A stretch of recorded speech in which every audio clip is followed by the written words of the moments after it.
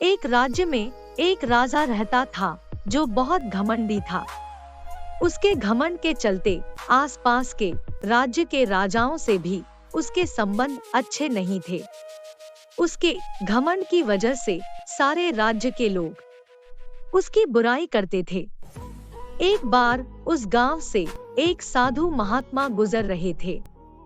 उन्होंने ने भी राजा के बारे में सुना और राजा को सबक सिखाने की सोची। साधु तेजी से राजमहल की ओर गए और बिना प्रहरियों से पूछे सीधे अंदर चले गए। राजा ने देखा तो वो गुस्से में भर गया। राजा बोला, ये क्या उद्दंडता है महात्मा जी, आप बिना किसी की आज्ञा के अंदर कैसे आ गए? साधु ने विनम्रता से उत्तर दिया, मैं आज रात इस सराय में रुकना चाहता हूँ। राजा को ये बात बहुत बुरी लगी। वो बोला, महात्मा जी, ये मेरा राजमहल है, कोई सराय नहीं, कहीं और जाइए। साधु ने कहा, हे राजा, तुमसे पहले ये राजमहल किसका था? राजा बोला, मेरे पिताजी का। साधु बोला, तुम्हारे पिताजी से पहले ये किसका था? राजा बोला, मेरे दादाजी का।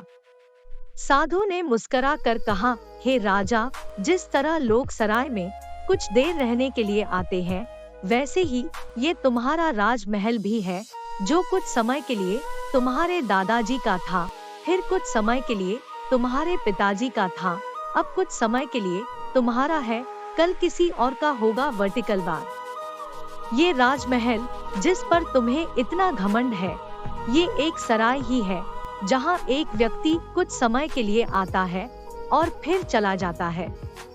साधु की बातों से राजा इतना प्रभावित हुआ कि सारा राजपाट मान सम्मान छोड़कर साधु के चरणों में गिर पड़ा और महात्मा जी से क्षमा मांगी और फिर कभी घमंड ना करने की शपथ ली। मित्रों, ये कहानी मात्र नहीं है, बल्कि इस कहानी में एक बहुत बड़ी सीख छुपी हुई है। ये दुनिया एक सराय के समान है, जहाँ कुछ लोग रोज आते हैं और कुछ लोग रोज जाते हैं। अच्छी सोच रखिए, अच्छे काम करिए, क्योंकि इस सराय से एक दिन सबको जाना है। Vertical bar.